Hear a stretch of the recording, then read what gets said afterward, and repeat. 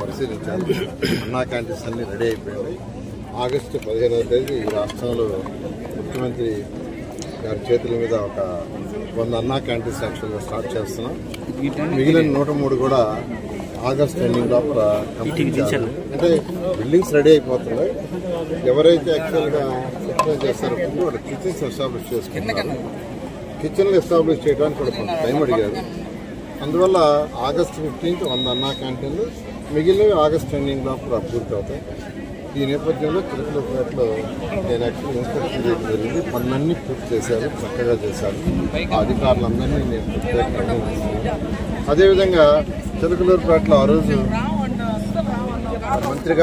మంత్రిగా ఉన్న పుల్లారావు గారు యాక్చువల్గా మా చిలకలూరుపేటలో ఇంతమంది పేదలు ఉన్నారు, నాకు 5,000 వచ్చింది, ఇళ్ళు కావాలంటే అవన్నీ ఆ రోజు శాంక్షన్ చేయడం, లాటరీస్ ఇవ్వడం జరిగింది.